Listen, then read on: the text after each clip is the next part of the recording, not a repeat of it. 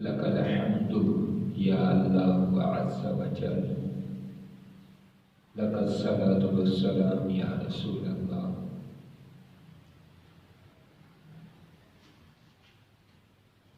لئن شكرتم لأزيدنكم، صدق الله العظيم. اللهم صل على سيدنا ومولانا محمد وعلى آله وأصحابه وبارك وسلم. پیارے دوستان ذی وقار، قابل ساتھ احترام، معزز سامعین، میں آج کی گفتگو میں شکر کے حوالے سے بات کرنا چاہتا ہوں، جس سے ہم بہت دور ہو چکے ہیں۔ شکر کرنے سے ہم بہت دور ہو چکے ہیں، لہذا میری توجہ شکر کی طرف ہے۔ اور شکر میں سب سے بڑی چیز اور سب سے پہلی چیز، ابتدائی چیز، وہ ہے سانس۔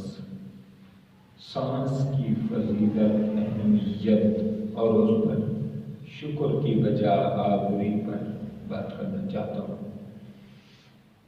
حضرت شیخ سعدی رحمۃ اللہ علیہ نے اپنی مایہ ناز تصنیف گلستان سعدی میں ارشاد فرمایا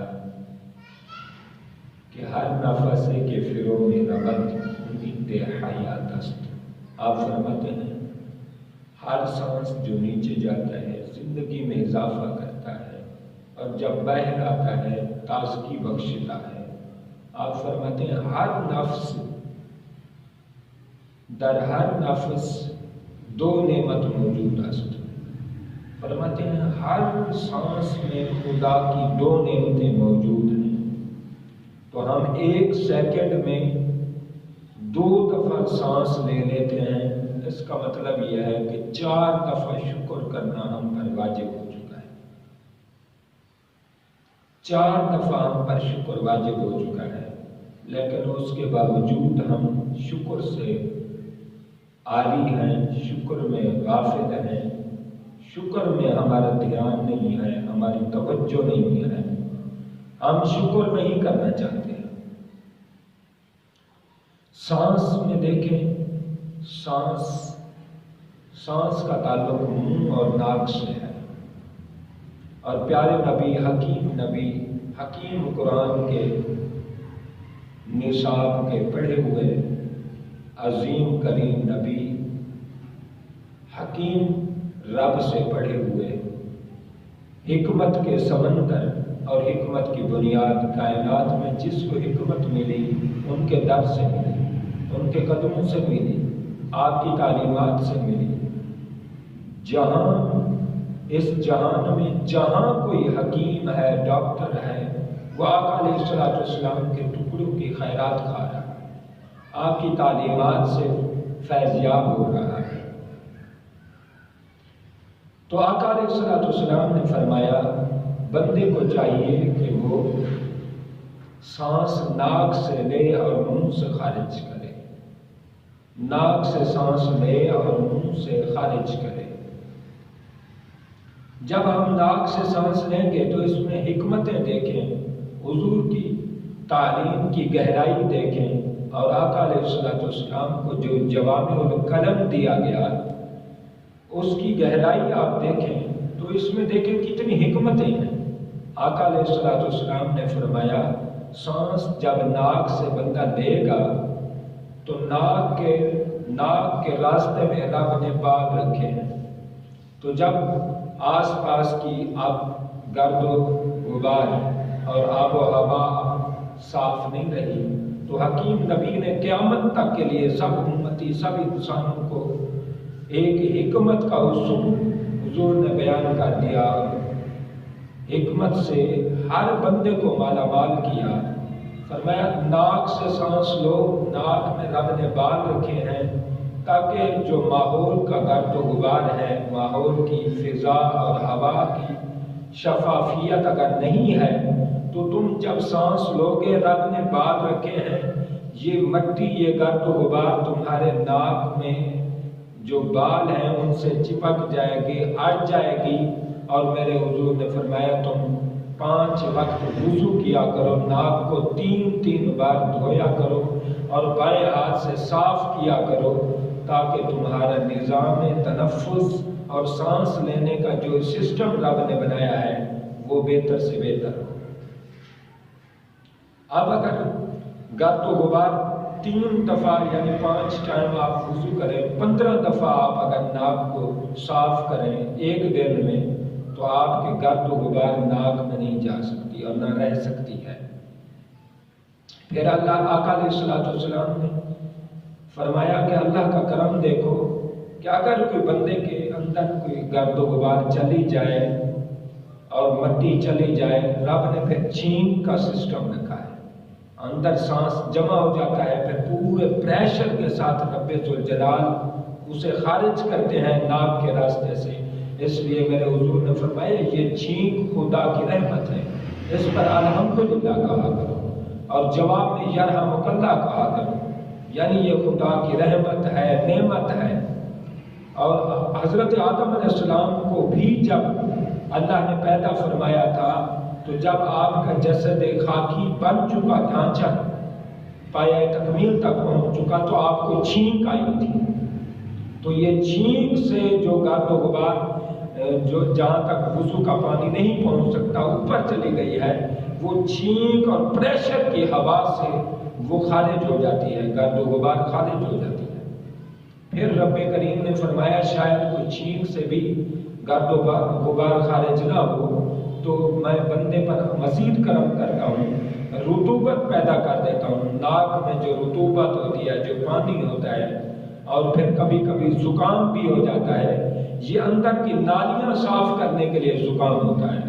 ہر چیز کی کثرت ٹھیک نہیں ہوتی، لیکن زکام اگر تھوڑا بہت ہو تو اس کے فوائد یہ ہیں کہ آپ کی نالیاں جو سانس کی نالیاں ہیں وہ دھل جاتی ہیں، صاف شفاف ہو جاتی ہیں۔ کیسی رب کریم کی کرم نوازیاں ہیں، اس سانس پر کریم کے کتنے کروڑ کرم نوازیاں ہیں، اس سانس پر اس کی کتنا لطف و کرم ہے، کتنی مہربانیاں ہیں۔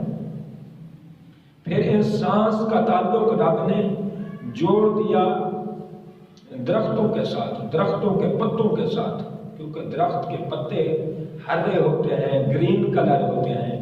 گرین لیف جو ہے نا ہمارے سانس کے لیے، صحت کے لیے بہت اچھی چیز ہے اور ٹھنڈا ہوتا ہے، اس کی تاثیر سرد ہوتی ہے، سرد تاثیر ٹھنڈی ہوتی ہے۔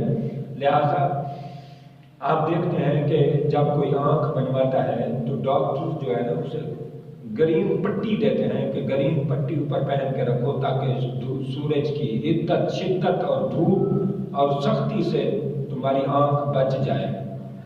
تو گرین آپ پودوں میں جاتے ہیں جہاں نرسریز ہوتی ہیں، وہاں پودے ہوتے ہیں، تو پودوں پر بھی جو چادر تھمی ہوتی ہے وہ بھی گرین کلر کی ہوتی ہے، تو اس سے جو ہے نا سورج کی حدت سے پودے بچ جاتے ہیں اور نشو نما اور اچھے پرورش پا لیتے ہیں۔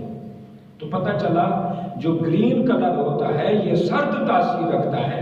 ارے جو گرین کلر اوریجنل نہ ہو، مصنوعی ہو، جو آرٹیفیشل ہو، جو دنیا نے بنایا ہو، کسی نے پیدا کیا ہو، کسی نے اس کو بنایا ہو، دنیا کا بنا ہوا گرین کلر وہ تو ٹھنڈا ہو، سرد تاثیر رکھتا ہو۔ جو قدرت نے اپنی مایہ ناز کرشموں سے، مایہ ناز چدروں سے، اپنی قدرت کاملہ سے جن درختوں کے پتوں کو گرین کیا ہے، وہ گرین پتے کتنی سرد تاثیر رکھتے ہوں گے۔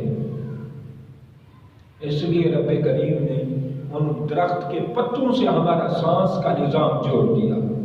اس لیے آقا علیہ السلام فرماتے ہیں درخت لگانا صدقہ جاریہ ہے، درخت لگایا کرو، یہ صدقہ جاریہ ہے۔ فرمایا درخت لگاؤ گے جہاں کہاں تک اس کی ہوا پہنچے گی، فضا پہنچے گی، دنیا کا نظام تنفس ٹھیک ہوگا، دمے کے مریض پیدا نہیں ہوں گے، سانس میں پرابلم نہیں آئے گی، سانس نہیں پھولے گا، سانس اکھڑے گا نہیں۔ پھر ان درختوں پر کرم نوازی، ایک حدیث پاک میں آتا ہے آقا علیہ السلام نے ارشاد فرمایا کہ رات کو درخت کے سائے کے نیچے نہ سویا کرو، درخت کے سائے کے نیچے رات کو نہ سویا کرو۔ تو اس حدیث کی اگر ہم میڈیکل سائنس میں تحقیق پڑھتے ہیں اور سائنس تحقیق پر اور تجربے تک جہاں تک پہنچی ہے، سائنس نے کہا ہے کہ حضور نے یہ جو درخت ہوتے ہیں یہ رات کو سانس کاربن اور اپنا آکسیجن جمع کرتے ہیں اور صبح کو یہ صاف ستھرا اور ٹھنڈا سانس جو ہے ٹھنڈی ہوا انسان کو فراہم کرتے ہیں، جیسے انسان کا نظام تنفس ٹھیک ہوتا ہے، جیسے انسان صحت مند رہتا ہے، جیسے انسان تر و تازہ رہتا ہے، جیسے انسان صحت یاب رہتا ہے۔ تو حضور نے فرمایا رات کو آکسیجن درخت جمع کر رہے ہوتے ہیں، تم درخت کے نیچے سوو گے، شاید کہ تمہارا سانس اکھڑ جائے، شاید سانس میں پرابلم آ جائے، سانس میں پرابلم آئے گی، شاید موت ہی نہ واقع ہو جائے۔ حکیم نبی کے فرمان ایک ایک نقطے پر قربان جائے، حضور کا ایک ایک نقطہ زندگی دنیا اور آخرت کی زندگی بہتر کرنے والا ہے۔ تو پتہ چلا یہ رات کو یہ درخت آکسیجن جمع کرتے ہیں، صبح کو انسان کو فراہم کرتے ہیں۔ پھر رب کریم کی کرم نوازی دیکھیں، ان درختوں پر جو ہے نا گرد و غبار چڑھ جاتی ہے، گرد و غبار میں یہ میلے ہو جاتے ہیں، گرد آلود ہو جاتے ہیں۔ پھر رب کریم کرم نوازی فرماتا ہے کہ میرے بندوں کا اس سے سانس کا تعلق ہے، یہ گرد و غبار والی ہوا انسان کو نہ فراہم کرے، بلکہ رب کریم بارش عطا فرماتا ہے اور سارے درختوں کو دھو دیتا ہے، سارے درختوں کے پتے دھل جاتے ہیں۔ جب درختوں کے پتے دھل جاتے ہیں تو آپ اندازہ کریں پھر وہی تر و تازہ ریفریش ہوا، تازہ بہترین ہوا فراہم کرتے ہیں۔ جب یہ دھل جاتے ہیں، غسل کر لیتے ہیں، صاف شفاف ہو جاتے ہیں تو سانس بھی صاف شفاف مہیا کرتے ہیں۔ تو اندازہ کریں رب کریم کی کتنی کرم نوازیاں ہیں، کتنی مہربانیاں ہیں۔ اس کریم کی کرم نوازیوں کی کوئی حد نہیں ہے، وہ کتنی کرم نوازیاں فرمانے والا ہے۔ پھر آپ دیکھیں اس درختوں سے، یہ درخت کے جو میں پتے کی بات کر رہا ہوں، یہ صرف درختوں کے پتے کی بات نہیں، ویسے بھی بڑی پتے کی بات ہے، بڑی پتے کی بات ہے، اس لیے کہ اس سے نظام تنفس ٹھیک ہوتا ہے۔ آپ جو دمہ کے مریض ہیں، جن کو سانس میں پرابلم ہوتی ہے، یہ چیزیں ان سے پوچھیں۔ اس لیے ڈاکٹرز کہتے ہیں کہ باہر کی ہوا لگوایا کریں، مریضوں کو حکم دیتے ہیں پارکس میں جایا کریں، درختوں کی ہواؤں میں چل جایا کریں۔ ان درختوں کی ہواؤں میں رب نے بڑی شفا رکھی ہے، اس میں ٹھنڈک ہے، مریضوں کے لیے بے حد مفید ہے۔ تو اسی سبز پتوں سے پھر سبزیاں ہیں، انسان سبزیاں کھائے، یہ بھی ٹھنڈی ہوتی ہیں، سرد تاثیر رکھتی ہیں۔ پھر ان درخت سبزیوں سے پھر ساری سبزیوں سے پھر یہ جو ہے نا اللہ رب العالمین کی مہربانیاں دیکھیں، کرم نوازیاں دیکھیں کہ درختوں کے کوئی مالک ہوتے ہیں، درخت کٹوا لیتے ہیں۔ رب نے پہاڑوں پر بھی درخت لگا دیے، جنگلوں میں درخت لگا دیے، ندی نالوں میں درخت لگا دیے، جہاں کہیں درخت لگا دیے، تاکہ یہ بندے جو درخت کٹواتے ہیں ان کی ملکیت سے باہر بھی درخت ہوں، تاکہ میرے بندوں کو صحیح صاف ستھری گیس فراہم ہو، صاف ستھرا سانس فراہم کیا جائے، ہوا فراہم کی جائے، تاکہ اس سے میرے بندوں کو صحیح معنی میں سانس لینا نصیب ہو۔ پھر میں عاشقوں کی بات کر لوں، عشق والے لوگوں کے لیے آخری بات کر دوں کہ آقا علیہ السلام کا گنبد بھی گنبد خضرا ہے۔ آقا علیہ السلام کا گنبد بھی خضرا ہے، گرین ہے، ہرا ہے، اس لیے کہ کائنات میں کفر کی حرارت ہے، منافقوں کی شرارت ہے، اور طرح طرح کے یہاں ظلمات ہیں، اندھیرے ہیں، یہاں حملے ہیں، اٹیک ہیں۔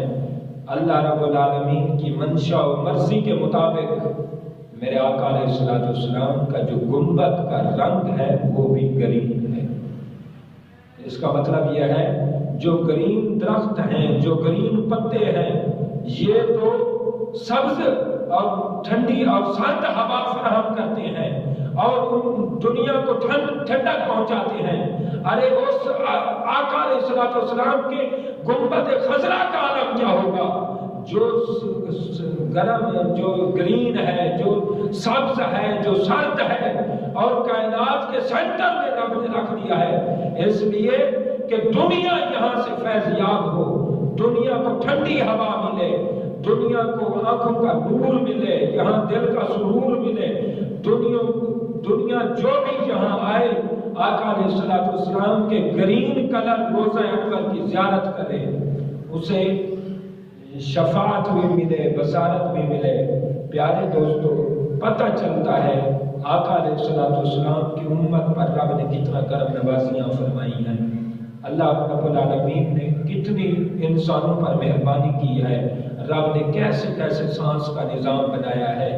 آج ہم شکر نہیں کرتے اور سانس کو کوئی چیز نہیں سمجھتے، یہی سانس تو سب کچھ ہے، سانس کے علاوہ اور کیا ہے بندے کے پاس؟ یہی سانس ہے۔ ایک سانس میں 4 دفعہ ہم پر شکر واجب ہے۔ اگر ہم دل میں چلو شکر کرتے رہیں، جب رات کو سو جاتے ہیں پھر کب شکر کرتے ہیں؟ اس لیے ہم سانس کو کوئی چیز نہیں سمجھتے۔ مزید اللہ کی کتنی انعامات ہیں، کتنی کرم نوازیاں ہیں، پھر ہم دولت اکٹھی کر رہے ہیں، مال اکٹھا کر رہے ہیں، ایک چیز کا شکر نہیں کرتے اور اکٹھا کر رہے ہیں، اور ہم پر قرض چل رہا ہے، اور ہم پر قرضہ چل رہا ہے، اور ہم مقروض ہو رہے ہیں، ڈیفالٹر ہو رہے ہیں، اور زیادہ ہم مقروض ہو رہے ہیں۔ اس لیے میرے حضور نے فرمایا جو امیر بندہ ہے غریب بندے سے 500 سال کے بعد جنت میں داخل ہوگا۔ کیوں؟ اس لیے کہ سانس کا ایک شکر کرنا انسان کے لیے ناممکن ہو چکا ہے، محال ہو چکا ہے۔ انسان 4 دفعہ 1 سیکنڈ میں کیسے شکر ادا کرے، اور جب سو جاتا ہے وہ تب کیسے شکر کرے گا؟ لہذا جب ایک چیز کا ہم شکر ادا نہیں کر سکتے تو ہم اللہ کی کروڑ نعمتوں کا کیسے شکر ادا کرتے ہیں؟ تو ہم مقروض ہو جاتے ہیں، پھر شکر کے جرم میں ہم پھنس جاتے ہیں۔ لہذا میرے چند کلمات کو اللہ پاک آپ کے دل و دماغ میں اتارے، اور ہر لمحہ اللہ اپنی جانب اپنی بارگاہ بے نیاز میں شکر کی دولت نصیب فرمائے۔ وآخر دعوانا ان الحمد